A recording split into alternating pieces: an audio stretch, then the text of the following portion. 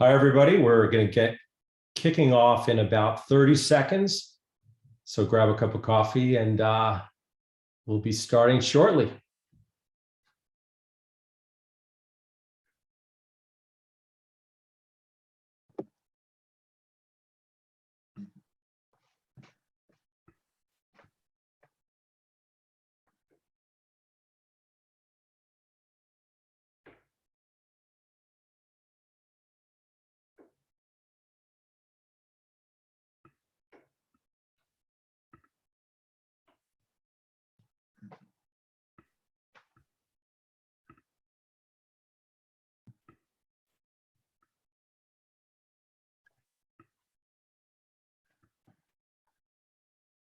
For everyone that just joined, we're going to be starting in about 30 seconds. So hang on tight and we'll be starting very shortly.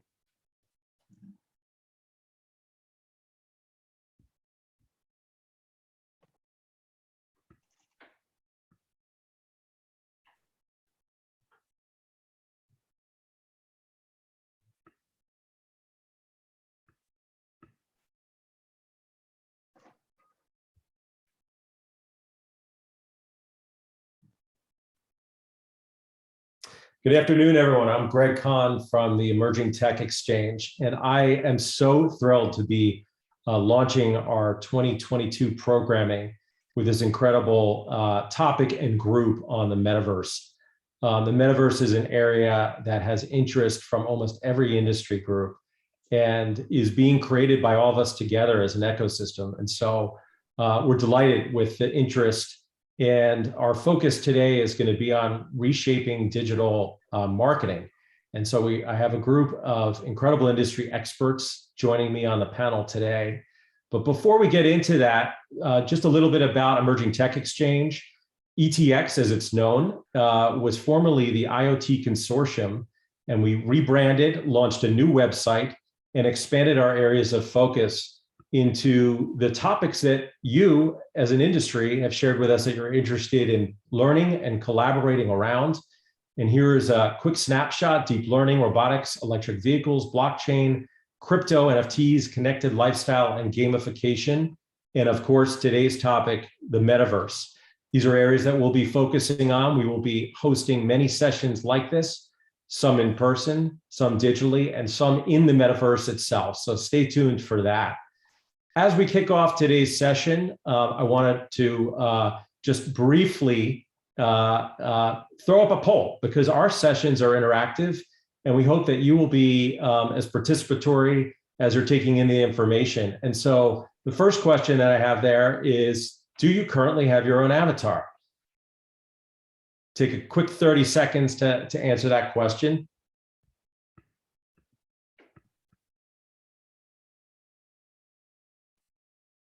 All right, we have 9 more of you that haven't answered. So I'll give you 5 more seconds to throw it in, and then we will kick off. Looks like it's about an even split. Give about 3 more seconds for the folks that are just joining. For the folks that are just joining, we just put up a poll. First question is, do you have your own avatar? If you want to give a quick read. And we will end the poll. So 63% of you said that you do not currently have your own avatar, which is interesting for this topic. That will be, I guess, a future session that we'll do together, is creating our own identities in the metaverse. Let's jump into the panelists and the topic at hand, because we have so much information and interesting conversation to have. I am delighted to be joined by Janet, Grace, Keith, Oana, and Tressie, 5 of the leaders, pioneers in this emerging space. And just before I introduce each of you, and starting with Janet, to share a little bit about yourself, why are we here today? We're here today because on a business level, this is an incredible opportunity to engage consumers and generate revenue. Morgan Stanley and Goldman Sachs have positioned the metaverse as an $8 trillion opportunity, $8 trillion. Some industry analysts are saying it will be as much as a $20 trillion over the next 10 years. We're seeing a ton of technology shifts taking place at the same time, many of those propelled by the work at home, work from anywhere environment that COVID facilitated or pushed. Some of those are additional adoption of headset, continued usage and more usage of mobile phones, more bandwidth, lower latency speeds, and more community building that has led to this growth of what we're calling the metaverse today. And the third is consumer interest and interaction around this space. 10 years ago, we were starting to talk about social channels as the way to build community. And now the metaverse has become a way that we're building community. And so I'm excited to hear each of our 5 guests today share their perspectives. Just a quick couple of housekeeping tips beforehand. The way this session is going to run, we'll have about a 35 to 40 minute panel discussion with a couple of polls sprinkled in between. If you haven't already, please change your name or add to your name which your affiliation. So if you're at a company or an institution, please just add that to your Zoom. We will have about a 5 to 10 minute networking opportunity at the end, so you can meet the great panelists and each other, and then we'll come back for a quick wrap up. If you have questions, please put them in the chat. We'll do the best to get to as many as we can. And if not, we'll continue them on Twitter and Discord and all the other places we're having conversations around the metaverse. But without further ado, I want to get to our extraordinary panel and just ask each of you to introduce yourselves, about 30 to 60 seconds. And Janet, I'll start with you. Right, I'll keep it super brief. So I'm a partner with EY, and I lead our practice focused on the CMO agenda. And so part of marketing transformation, obviously, is understanding all of the different forms of expression that brands should have throughout the consumer and customer journey. And the metaverse is one of those that we're incredibly excited about. And I came out of the media and technology industry, so this is an incredibly exciting frontier for all of us. Thanks, Greg, for organizing it. Thank you, Janet. And just before I get to the other panelists, if you have the opportunity to put on your video, we do encourage that because we'd love to see you. Understand if you can't, but encourage as many folks to put on their video as they can. Terrific. Thank you, Janet. Grace, over to you. Hi, I'm Grace Dolan. Thanks for having me, y'all. I'm the head of marketing and digital experience at Frontier Communications. We are an internet service provider focused on offering up fiber optic connections to Americans just like you. I'm so excited to be here as part of this discussion because, you know, one of the key reasons why the metaverse is really converging right now is because of a lot of the advancements in connectivity and the experiences that people are now able to have because of quick, seamless internet experiences. And so we're excited to keep pushing the boundaries on that and pushing the experiences that we can create for our consumers in this new meta environment. Thank you, Grace. Keith. Hey, Greg. Thanks for having me, everyone. My name's Keith Soljacek. I'm the head of innovation at Publicis Media. New in role, having spent the past 15 years inside the halls of Publicis Group, moving into this space as the innovation lead across the Publicis Media brands, because we recognize that the media landscape is changing and changing in a big way. And we do see Web3 and all of the experiences and technologies and this giant shift in consumer attention and consumer sentiment moving into this space over the next few years. So we have high ambitions to stay on top of this and stay ahead of this space so that the media, so that the clients we work with and the media ultimately that we put out in market does stay on the cutting edge of consumer experience. So yes, in the metaverse, very specifically, is the ripest area for innovation over the course of the next 3 to 5 years. And that's my role at the agency, is to keep us abreast of everything new and innovative in that space. Thank you, Keith. Oana. Hello, everyone. It's good to see you all here. My name is Ioana Matei. I'm the head of immersive technologies for Procter & Gamble.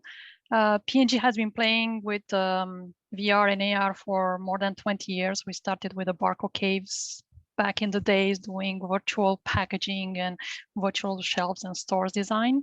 And in the last years, we have doubled down on all matters of the metaverse to help our brands understand how we play in the space. So I'm helping the brands not only with the technology stack, but also how do we create interesting, engaging narratives for them to be playing in the metaverse. And beyond my P&G day-to-day job, I also co-founded an NGO called Women in Immersive Technologies to support diversity in the space, since this is a new space for everyone. So we're encouraging female to jump in and pour their creative and technology talents into it.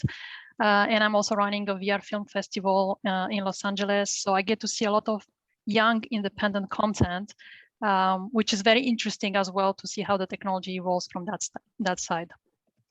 Thank you, Anna. And last but certainly not least, Tressie. Hello, everybody.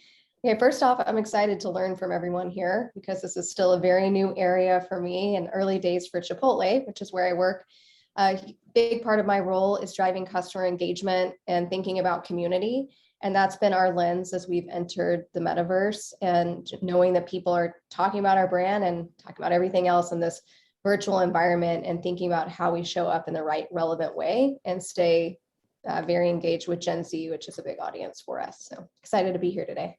Thank you. You can see that it's a terrific group. I know we've had some folks that have entered in the last minute or so. So just very quickly, if you could change your name on the screen to put your company or affiliation, and if you have questions, put them in the chat box, and we'll try to get to as many as we can. So let's dive in, because the question that I get asked the most often is, how do you define the metaverse? And is it one metaverse or is it multiple metaverses?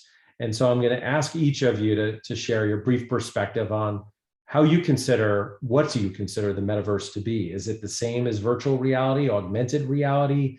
Is it video gaming 2.0? And Janet, I'm going to start with you. All right, sure. So look, it is, the metaverse is a concept, and I think that it is not a monolithic concept. I think it's multiple worlds and creative environments across the gaming landscape, across the entertainment landscape, across the virtual real estate landscape. We can see that there are lots of manifestations of what the metaverse is. And in fact, when you even ask the poll question around avatars, I think we can also have multiple identities within all of those multiple worlds. So I think the landscape will continue to change, but the key elements are 3D, virtual or virtual connecting to the physical world, persistent, immersive environments, highly creative, and technologies like the ones you mentioned, virtual reality, augmented reality, are just some of the enablers. I think others that are really important are no code or low code creative engines, blockchain, 5G. We could go on and name a whole host of technologies that enable it. I think the most interesting thing is the multiple use cases that are really enchanting us both as consumers and as business leaders. Thank you, Janet. Oana, your perspective. Sure, I think Janet covered the base, and I mean it's truly an ecosystem of different technologies and different use cases. But I think for me, there are three things that are key when we talk about the metaverse. One is a seamless integration. I know that right now our experiences are a bit all over the place, and there are different metaverse experiences, and the industry is looking on how do we connect those together so we can really have a fabric of the metaverse versus individual experiences. So that's very exciting. And there are two things I believe that this new metaverse concept or technologies brings for us. One is a community, a sense of community, because of the way it's constructed and of the avatar-based systems and the way people interact in the space and exchange. That enhances the sense of community and belonging. So that's exciting for us, consumers or users. And the second piece is the co-creation. So we've seen much more than before a co-creation with the consumers or with the end users, with the artists, using the technologies that are available. So it's very, very exciting. Again, it's an overly used now term, and we've seen it as well at CES, many use of the metaverse, but it's still in definition, and the ecosystem will only grow. Terrific. Grace. Yeah, I don't want to be duplicative. I think between Janet and Joanna, you pretty much covered it. But I think what's exciting about the metaverse to me is that it's not defined, right? We're not there. It's a destination that also has no end or final form, because it's something that will be built by a community that is fully decentralized. So we don't even know where it's going to end up, but that whole community component, the ownership by the community component will still be there. What that will be, who knows? Thank you, Grace. Tressie. I'm leaning into community too. That's been the big framing for us, and almost thinking about it like that social network where people are spending time and you can do things so differently, which is one of the most exciting parts of being a marketer in terms of the experience and how people can touch and feel your brand in a new virtual way that could never exist without the metaverse. So we're going all in on that community mindset, but yeah, we're also looking very broad because it is so many things, and being very nimble to respond to how it's shifting, because I do think it is, very early days. And Keith. Yeah, so such great insights here onto what the metaverse is from a technology standpoint, and obviously a social community standpoint, and just stepping back of how we look at what the metaverse actually means to consumers.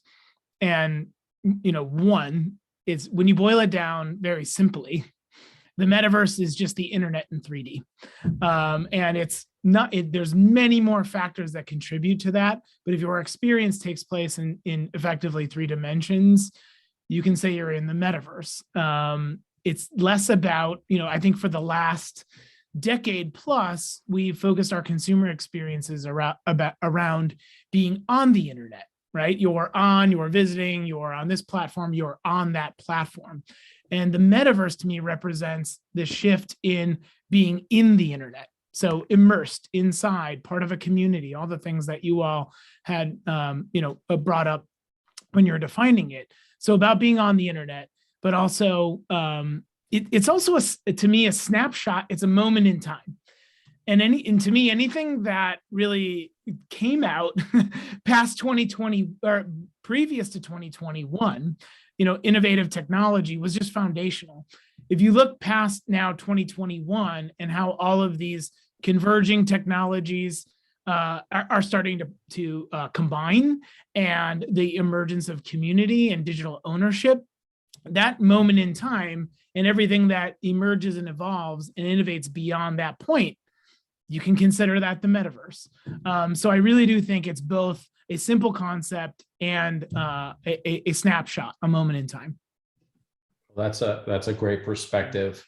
I want to now shift the conversation a bit, because I think we've sort of set the stage a little bit that there are many different iterations of the metaverse, and there are also many different sort of technologies that are coming together. And as Grace so succinctly put it, it's still being defined. There's no endpoint to this.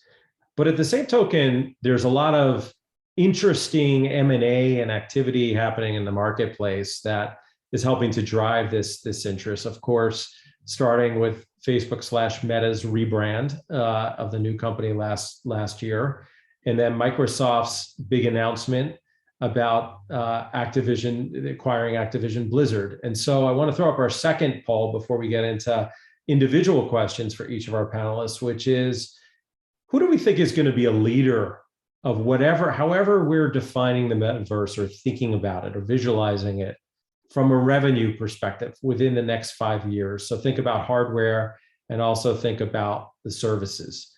And we have 4 different options there, and then a none of the above. So Apple, Alphabet, Meta, Microsoft, or none of the above. And take about a minute to answer this question, and then we'll kind of dive in.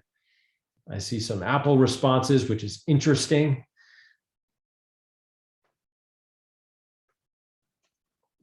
give you about 30 more seconds to answer that. And as you're answering that, I will say that in many of my conversations with brand leaders and technologists, one of the points that has come up a lot recently is the role of the smartphone as it relates to what we're calling the metaverse. And I think a lot of times in the press that's been written about the metaverse and a lot of the conversation, it's been oriented around head-mounted displays or otherwise. But of course, we can't forget, sort of in particular related to augmented reality, and gamification, the role that the smartphone is playing. So it's interesting. We can end the poll now, but nearly 50% of you guys said that you believe Apple will lead the metaverse from a revenue perspective in 5 years, and they haven't even really launched hardware in the space yet. So I think that's a very interesting perspective. Grace, I'm going to kick off our individual questions with you because you're leading an organization, you're leading the marketing for an organization that is all about connectivity. And I think we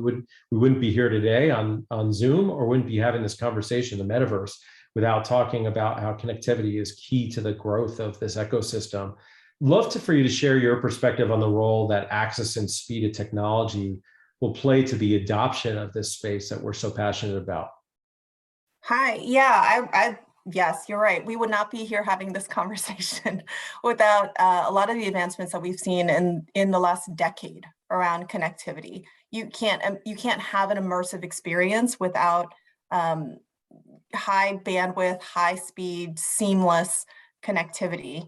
If you think about, when the internet and email access began, and it was this tiny pieces of information being transitioned back and forth, and then you think about what is required from a data and bandwidth standpoint in order to render these virtual worlds in real time, it's astounding. It's literally mind-blowing. And you need that. You need the cloud data, you need the data streaming, and you need to be able to keep up with the users as they're navigating their new virtual worlds.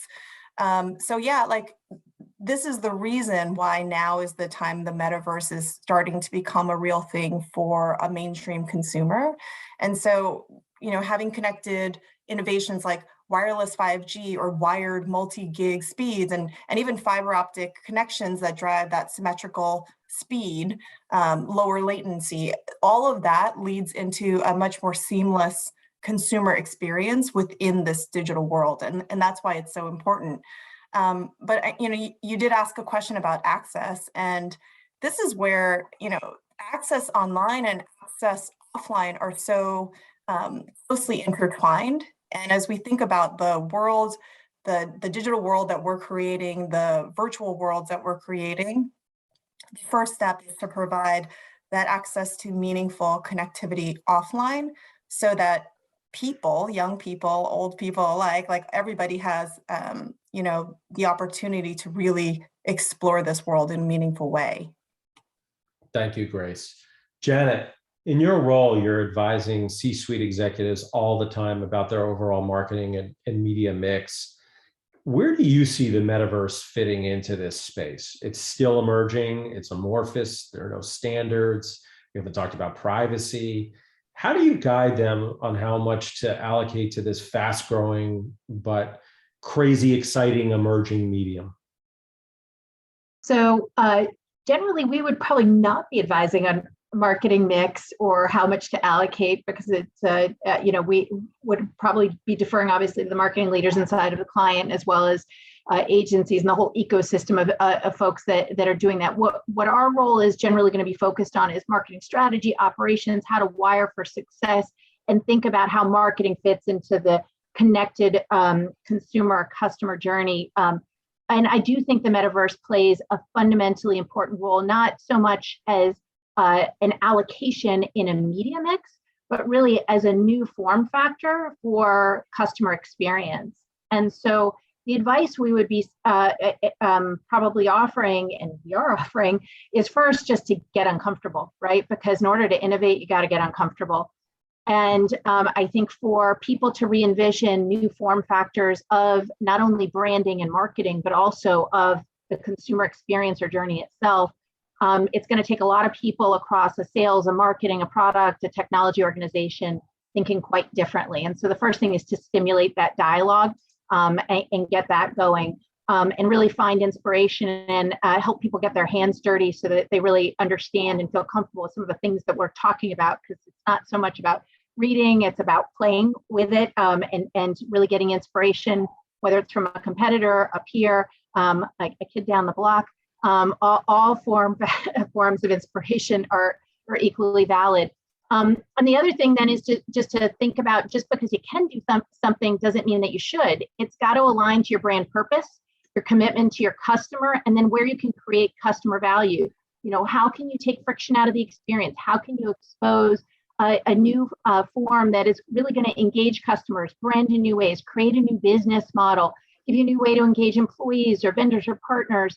I think about things like customer service, for example. In COVID, we couldn't maybe do customer service for some of the companies that I see on the screen here. You couldn't roll a truck down the street and go do customer service in somebody's home. Maybe three-dimensional immersive experiences are not just a way to brand, but to deliver customer service. So it's really that kind of dialogue, which is holistic, not just about the brand, but the end-to-end expression of what we can bring to life in this, that I think is where we're sort of headed on this front. Thank you, Jen. The customer service piece is something that we're going to talk a lot more about in our ongoing conversations of not only the metaverse, but Web3. Tressie, I want to turn to you next, because when we were putting together this session and my kids were teaching me the ins and outs of Roblox, I thought there's nobody better to address. Your work at Chipotle has been cited by so many industry experts and creatives as an incredible execution of a marketing campaign in the metaverse. It had some challenges, it had a lot of learnings, and it had a lot of success. Love for you to share with this audience of marketeers how the partnership came to be and any lessons that you took away from it that someone that's entering the space would consider. Sure. Yeah, at first it was solving a business problem for us. So we have an annual tradition at Chipotle where we do burrito, and people actually dress up in costumes. They come into our restaurants and they get a $5 entree. And we knew during the pandemic, we didn't want to drive mass amounts of people into a location together. So we were thinking about, how could we do this in a cool way that's not just another virtual event, and make it fun, make people look forward to burrito, and also teach Gen Z how to do burrito, because a lot of them didn't grow up, going to Chipotle and dressing in costume. And fortunately, we'd already been spending a ton of time looking at Roblox, in particular, because we knew it had scale and people were already talking about Chipotle there. So we had done a lot of mining to see that people were using Chipotle in their avatar, using Chipotle in their name, making Chipotle experiences on their own. And so we felt like it would be a good place to show up and that we can make burrito even cooler. So what we did, if you haven't seen the game, and I would encourage you to check it out, it's still live. We had the burrito maze experience where you would walk into an actual Chipotle. You would be able to put on different variety of costumes and your avatar, go into this Chipotle that was very cool, talk to the cashier, the team member who would give you a code for a free entree if you're one of the first 30,000 people there. And if you weren't, you would get a promotion about our $5 entree. From there, though, of course, that would emulate the restaurant experience. In Roblox, you could actually walk out of the Chipotle and go into this maze. And at the center of the maze, we created these very cool virtual items that represented things our super fans talk about with the brand. And you'd be able to claim these virtual items, and we change them every day during the experience. Definitely hiccups. I think 30 minutes after we launched, the Roblox whole platform went down for several days. And we had to pivot the campaign, make sure that we were giving away the entree, still doing the virtual items, talking through extensions. But at the end of the day, it was wildly successful. We had 8 million game plays, 3.5 million unique users. It was a top digital sales day. And I think we maybe broke the internet with PR impressions on this one because we were part of the story of Roblox, which, by the way, Chipotle had nothing to do, I want to go on record, nothing to do with the Roblox outage. But, I think we learned a few things. One is you have to be curious. We think of our team as culture hunters. That's actually what we call ourselves. The mindset is to be in culture and be where our consumers are. So the education was there, which enabled us to move quickly when we had the idea. Two is just jump in. I think the metaverse can be scary and overwhelming, and you know, you should see me try to play Roblox when we were learning the game. I mean, you're out of your comfort zone, but you could wait for perfection and try it later, or you can just get out there when it's right for your brand and right, you know, for an idea and learn. And I feel like we have such an advantage now because we've already started learning, and that's been able to help inform our future strategy. And then the last thing is, you know, be prepared because it is new. And, you know, like us, you may learn a few things along the way, but having that, you know, team muscle built, or we can move in real time and respond and have a lot of scenarios planned pending the outcome was very important. I love it. And I was this week I was searching for it in Roblox and just loving the whole campaign. Thank you for sharing your perspective. Keith, I want to turn to you. In our you know, previous our chat leading up to this, you know, we spoke about your role of leading innovation in one of the largest media companies in the world. The landscape is changing so quickly as it relates to media.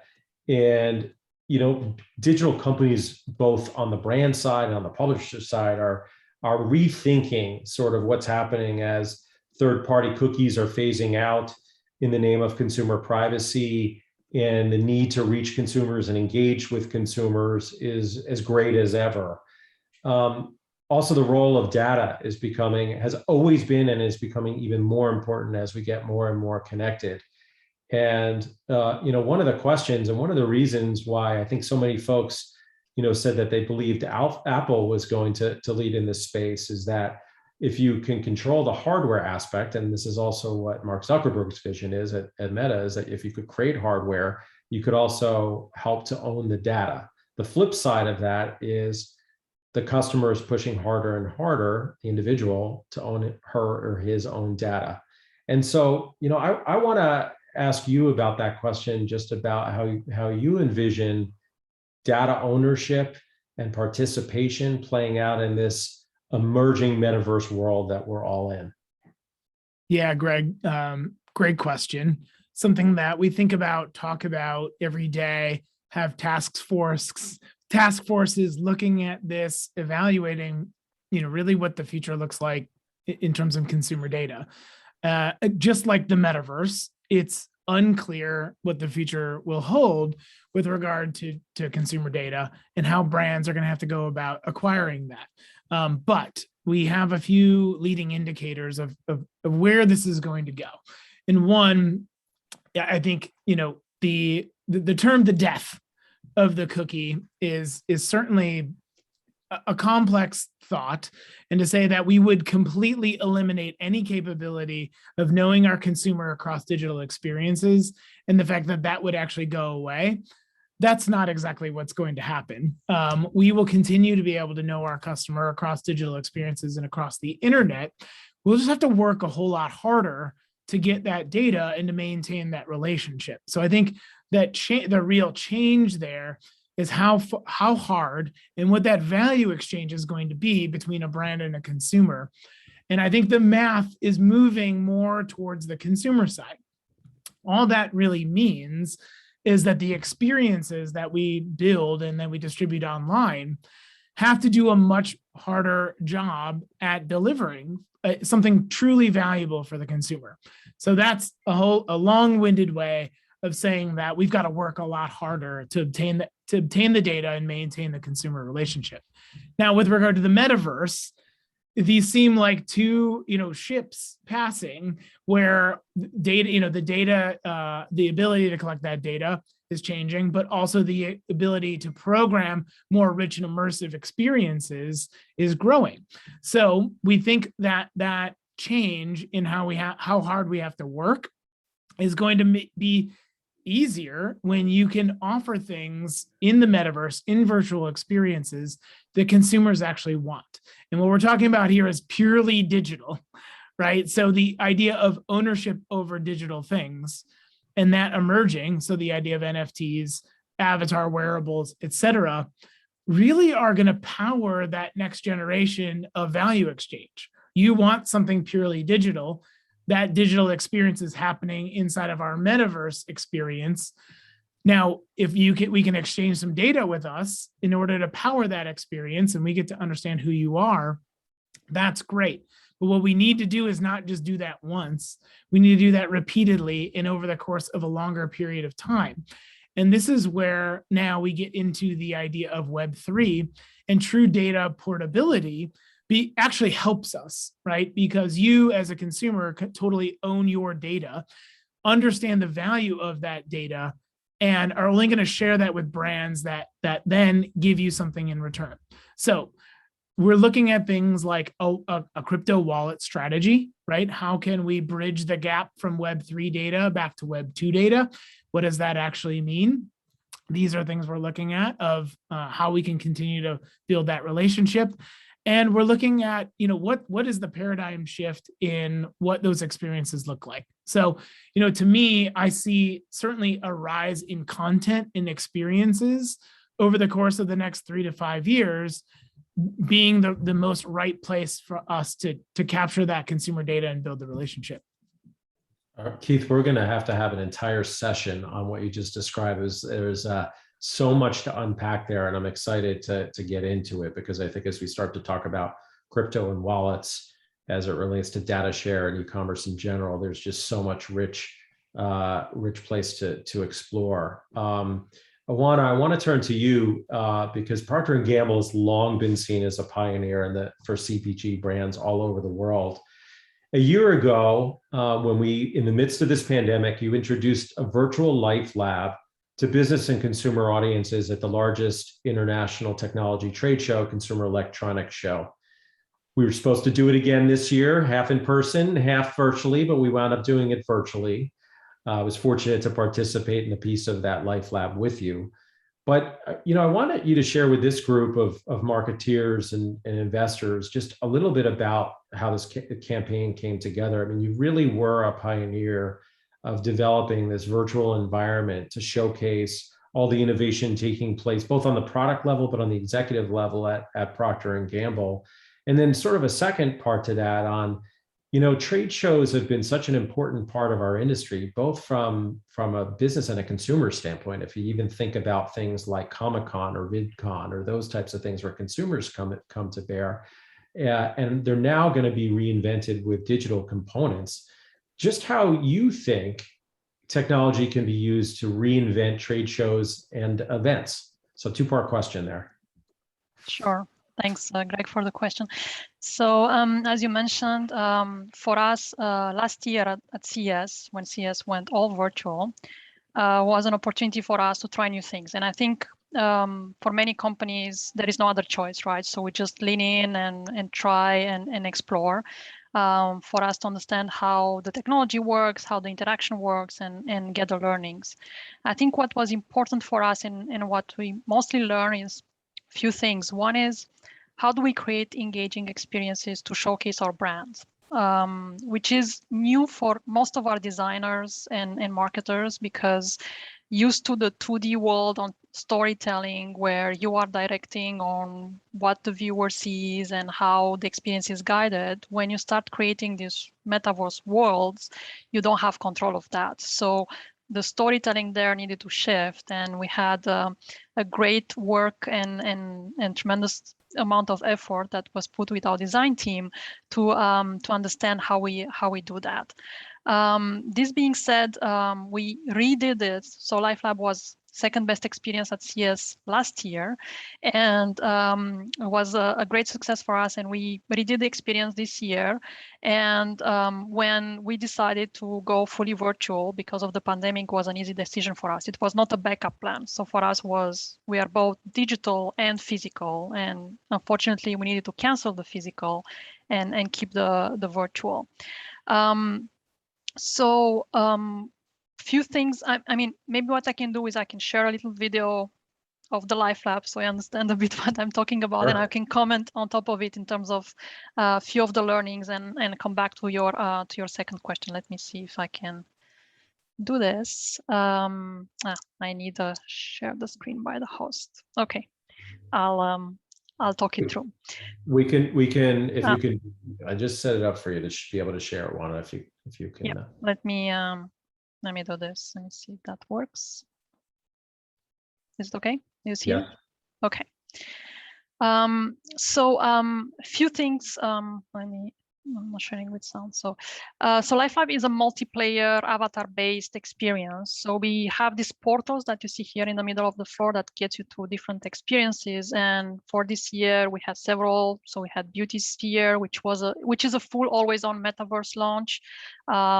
We have our president Alex Kidd that you see here on the screen being in avatar form. So our leadership fully embraced this, and they're like, we're all in. We want to try and see how it goes and engage with the audience, and some surprise guests here. And we had the Gillette Bugatti, so it's a collaboration we did with Bugatti and replicated that. What we also did is we used this avatar concept to impersonate, for example, Kingsley Gillette, which is the inventor of our Gillette. So this technology also allows you to bring back some of your key or idols and have a conversation with them in this space, right? So our Kingsley Gillette avatar was animated by our Gillette archivist. So he knew all about Gillette. So people will go to him and he could answer any question around the product, which would be like an interview back in the days with him. So this is the Kingsley Gillette avatar. We also did a lot of gamification that explores the product. So here was a launch of our Gillette exfoliating bar, and we use the gamification to explain how the exfoliating bar works and clears the debris on your face. And then this social hub where you can not only explore the product or learn more, but also talk with the people or the experts in the area. And the last, which is my favorite, is a revival of our the Cavity Creeps IP. Back in the 80s. So we redid the whole superhero Marvel-like, and we gave each of them a game that you could play and level up. This execution was mainly targeted for young audience and education. So it teaches you like the different, the maintenance of the teeth. So how do you brush your teeth? What does it mean? And all the bad guys, the cavity creeps attacks you, and then you need to fight for them. And every time you do one experience, again, we level up. And then this is again targeted for the young audience. So all of these executions help us understand. So you see a bit of a gaming, but a lot of like brand content and the way. Sorry for this, and the way we look to engage with the audience. And I think what was most important for us, and what was very surprising, we did not expect, people on average spent 26 minutes in Life Lab. 26 minutes. So if you think of a web page, it's 7 seconds. So once they were in, on average. So for us, it's like interesting because of the way they engage and they consume the brand's messages. They were there for a long time. So very interesting for us to understand what we can do further with this technology and engagement. And coming back to the conference and the conference floor, there are lots of festivals and not only CES that are thinking like how to reach broader audience, because it also allows a distribution globally. Not many people afford to go physically to CES. So why not offer them a way to engage, an interesting way to engage in that platform? And I think what will be interesting at some point is how do we, again, coming back to the metaverse definition, how do we link all of the metaverses? Because between our roadblocks or maybe on Chipotle platform engagement or Life Lab and many other engagements and brand experiences that are out there, how do we show together on a virtual floor, right? And that's the next evolution of the conferences. I truly believe that the digital piece will stay. We've seen a lot of festivals, mainly film festivals and concerts as well, that lean in the space, that's seen a huge revenue from that, and they will not go away from it. And I think in the future, the physical and the digital will come together. This is just fantastic, and thanks for sharing your work. I can't wait to see Life Lab appear throughout the rest of the year. I know we're talking about that, and as it relates to festivals, we're just coming on the heels of the Sundance Film Festival, which did do a lot of work in the metaverse, and so I think that entertainment is often leading in the space. It'll be interesting to see what happens around the Super Bowl in a couple of weeks. I want to take one question from the audience here, and again, just a reminder, put questions you have in the chat, and then also just put your company's affiliation if you haven't already. the question comes from Simon Applebaum, and I think it's a really interesting and important question, which is about how we're thinking about immersive experiences changing consumer engagement with respect to traditional media. So television is sort of a natural conversation to have, and there are elements that we're starting to see, TV, slight elements. We've been talking a lot about connected TV over the past couple of years, but there are some new NFT channels that are starting to pop up around television. Certainly gaming is appearing a lot more, not just on the console, but also on the TV directly itself. And so, I want to ask Grace, if you wouldn't mind, I'd like to ask you first, having spent so much time at Samsung and now at Frontier, how do you think about sort of immersive experiences changing consumer engagement versus traditional media, or how do they work together? Yeah, I mean, they will be working together, and it's the hardware question that you asked earlier. Who's going to own this gateway to the metaverse? And it's going to be hardware, device creators who create as many gateway openings to that other world, whether it be to have an NFT wallet available straight through, indoor, whether it be engaging in cloud gaming directly through your TV. I think it's about driving a bigger opening between this world and that world by having more openings in that gateway, and then driving interoperability between the universes, vendors, the internet itself, and then all the hardware and device builders on this side. I think, and you're going to see a lot more of that, I think, as we continue to develop both the virtual world as well as the hardware universe that enables it. I'm going to ask Megan, my colleague, if you wouldn't mind putting up the next poll, the last poll that we have that relates to this question and NFTs. And so the question is, do you think that cryptocurrencies or NFTs should be related to conversations, or should be part of conversations related to the metaverse? We're starting to talk about NFTs appearing in these spaces. Does it belong in these same conversations? Is it additive, or is it a whole separate series of conversations that we should have? And as everyone is filling this out, Janet, I want to go to you. And again, much of this audience is marketeers, and you advise on a very high level, broadly, C-suite executives, as you mentioned earlier.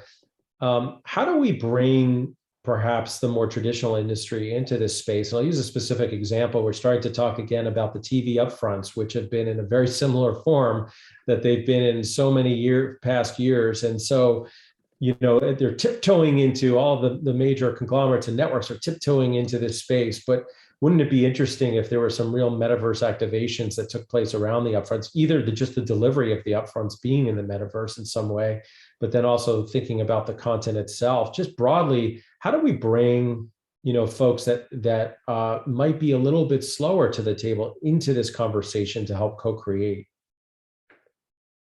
Okay, I think the first thing, as I was talking about before, is just people have to experience it. And so for a lot of the executives, the talent in their organizations is, I always say, tap into the youngest people in your organization, right? Like lead and remember that great ideas are going to come from everywhere in the organization as you're looking for inspiration.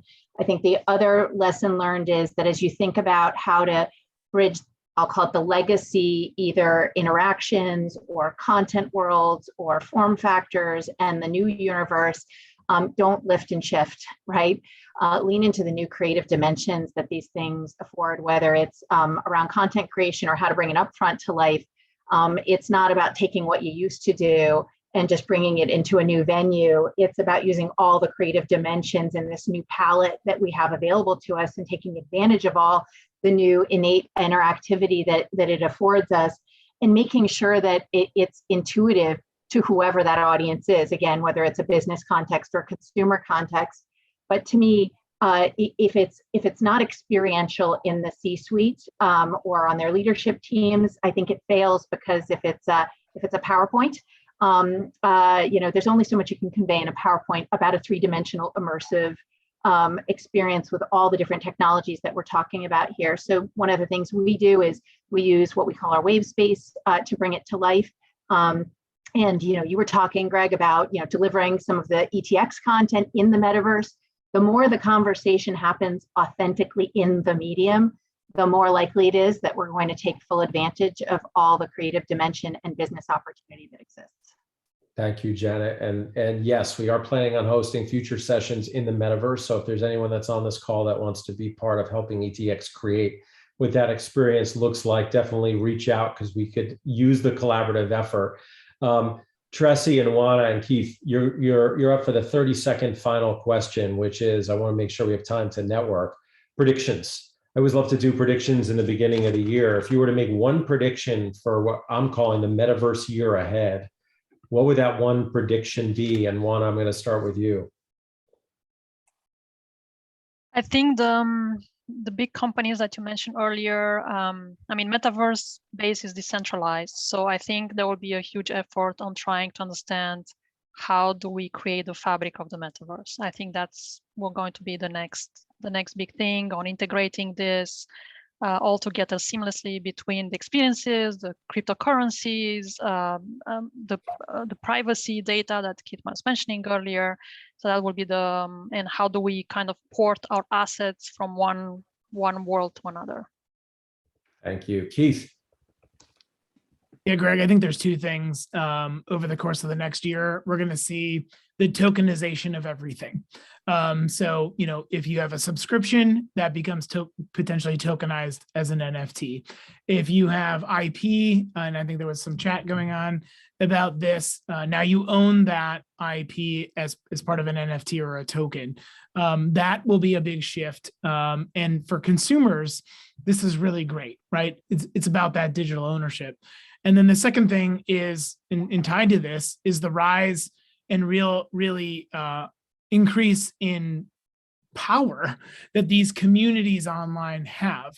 So you've got something like the Bored Ape Yacht Club, which now has millions and millions and millions of dollars in spending power, that becomes a brand in and of itself, a community, and really a metaverse brand in and of itself. So I think the rise in these consumer-led online communities is going to be a real shift in what we see people really paying attention to over the course of the next year. Tressie, take us home. All right, I'll go through the angle of what I think it will mean for businesses. And maybe this is more end of year versus right now, but I think the metaverse will become a very big strategic priority for more companies, not just in a campaign marketing lens, which is kind of where I feel it sits mainly now, but as a part of understanding how things are going to change pretty rapidly in the next few years and getting ready for that and making the investments behind that. I don't think everyone will do it, but the smart brands will. Strategic priority. We're going to move into breakout groups here. Just very quickly, that poll that you asked, 70% said that crypto and NFT should be part of the conversations related to the metaverse. So we'll make sure that we incorporate that in our discussions going forward. 5 minutes so you can have a chance to meet and greet some folks. I promise that very, very soon we'll do it over cocktails and good bites on behalf of ETX. But for now, we'll do it virtually. Encourage you just to come back for a quick wrap up, 1 or 2 minutes, and then everyone can part ways at 2 o'clock Eastern. So Megan, if you could take us to the breakouts.